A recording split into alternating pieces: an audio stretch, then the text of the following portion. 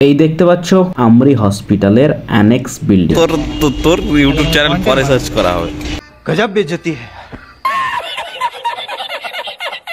সামনে দেখতে পাচ্ছ Salt Lake stadium. Guys, good morning everyone and welcome to new blog. তো গাইস, তোমাদের বলা হয়নি, আগের ভিডিওতে বলেছিলাম যে কলকাতা কেন এসেছিলাম। তো কলকাতা এসেছি, এখন তো রেজিস্টার ফার্মাসিস্ট হয়ে গেছি। সো জব খুঁজছিলাম, জব পেয়েছি আমরি সল্ট লেক হসপিটালে। সেই আমরি সল্ট লেক হসপিটালে অ্যাজ এ ফার্মাসিস্ট জয়েন করেছি। তো যেহেতু এটা প্রাইভেট হসপিটাল, তাই ইন্টারনাল মানে কিছু ফুটেজ দেখাতে পারবো না। তো তোমাদের বলা হয়নি, বলে দিলাম। তো এখন এলাম রুম থেকে, রুম নিয়েছি দমদমে, ওখানে থাকছি এখন। ওখান থেকে আসা খুব কষ্ট হচ্ছে, তো আসছি, এই মাসটা আসতে হবে। নেক্সট মান্থ থেকে দেখি এখানে নিয়ার বাই যদি কোনো জায়গা পাই তাহলে এখানে থাকবো। তো এখন দমদম থেকে ফার্স্টে ট্রেনে করে, লোকাল ট্রেনে করে বিধাননগর আসলাম, দেন ওখান থেকে আবার বাসে করে বিল্ডিং মোড় আসলাম। এখন ওখান থেকে হাঁটতে হাঁটতে যাচ্ছি হসপিটাল আমরি সল্ট লেক। তো এটা যাচ্ছি, চলো গাইস।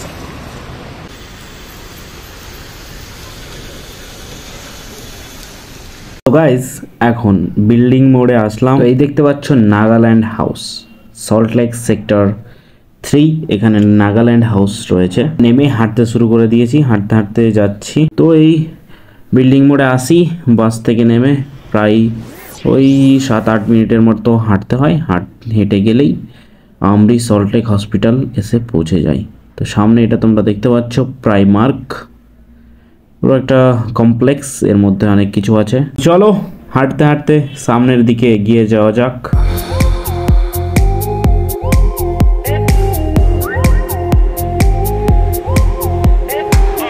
এই দেখতে পাচ্ছ এমআরআই মানে আমরি হসপিটালের অ্যানেক্স বিল্ডিং। এটা রয়েছে সল্ট লেক সেক্টর 3 কেবি ব্লকে। এখন আমি চলে আসলাম 8 ফ্লোরে, আর এখান থেকে কি দারুণ ভিউ। সামনে দেখতে পাচ্ছ সল্ট লেক স্টেডিয়াম। এই দেখো পুরো ছাদ থেকে, রুফ টপ থেকে ভিউ, কি দারুণ ভিউ লাগছে, তাই না? দেখো কি দারুণ ঝাকাস হয়ে আছে। এখান থেকে ওই সামনে দেখতে পাচ্ছ সল্ট লেক সেক্টর 4 অ্যান্ড 5 এর ভিউ। ওই দেখো বিল্ডিং গুলো দেখা যাচ্ছে। সো গাইজ, আমাদের সামনে বসে আছে আলিমুদ্দিন মল্লিক, একজন কি ফার্মাসিস্ট, সাপ্লাই চেইন ম্যানেজমেন্টের আমরি হসপিটালের। আর এই হচ্ছে দাদা। ভাই ব্লগিং, দাদা কিছু বলবে? আমার ব্লগিং দেখছে কি বলো? আমি কি বলবো? বলো না, বলবো পরে বলবো। তোমার যে বাণী বক্তব্যগুলো একটু আগে বললে, ওটা একটু বলে শোনাও না, বললো তখন অডিয়েন্স কে বলে একটু শোনাও না। এখন কি বলবো? বলো না। ইউটিউবে ব্লগিং চ্যানেল সার্চ কর, ব্লগল্যান্ড সার্চ কর, আমাদের ব্লগ পাবো। এখন আমার কন্টেন্ট তৈরি হচ্ছে, আমার কন্টেন্টে কিছু বলার থাকলে বল। তোর ইউটিউব চ্যানেল পরে সার্চ করা হবে। গজব বেইজ্জতি है। গাইজ, আমি এখানে চেয়ারে বসে বসে ভাবছিলাম যে কি করা যায়, কি করা যায়। এই দেখো আমি তোমাদের আইডি কার্ড শো করছি, দেখতে পেলে? তো গাইজ, ফাইনালি এখন অফিস থেকে মানে হসপিটাল থেকে বেরোলাম। তো এখন বাজে 6টা, 10টায় ঢুকেছিলাম, এখন 6টায় বেরোলাম। পুরো 8 ঘন্টা ডিউটি। তো চলো, সন্ধ্যা হয়ে গেছে, এখন যাচ্ছি বিল্ডিং মোড়। ওখান থেকে বাস ধরে যেতে হবে বিধাননগর রোড স্টেশন, তারপর লোকাল ট্রেন ধরে যাব দমদম। এই হবে এখনকার, এই হচ্ছে জীবন।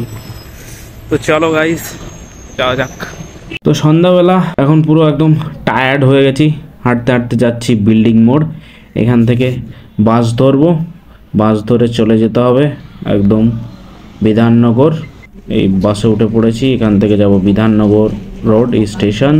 দেন সেই স্টেশন থেকে আবার লোকাল ট্রেন ধরতে হবে। লোকাল ট্রেন ধরা মানে একদম মাথা খারাপ, এত ভিড় এত ভিড়। ফাইনালি এসে পৌঁছলাম দমদম। তো চলো এখানে যাই, ফ্রেশ ফ্রেশ হয়, দেন একটু রেস্ট করবো, তারপর মোটামুটি অবস্থা খারাপ। টায়ার্ড হয়ে গেছে। দেখা হচ্ছে নেক্সট ভিডিওতে। के लिए धन्यवाद। और अगर सब्सक्राइब नहीं किया है प्लीज सब्सक्राइब कर दीजिएगा। তো গাইস রাস্তা দিয়ে হাঁটতে হাঁটতে যাচ্ছি এখন, তো ভাবছি একটু খুব খিদেও পেয়েছে, একটু সন্ধ্যার স্ন্যাক্স কিছু খাওয়া যাক। তো এখন গাইস চলে এলাম মোমো খেতে, চিকেন মোমো। এখানে এই দেখো মোমোটা খেলাম, খুব দারুণ লাগলো, পুরো যাকে বলে দারুণ, একদম চিকেন মোমো ছিল, 50 টাকা নিল, দারুণ লাগলো।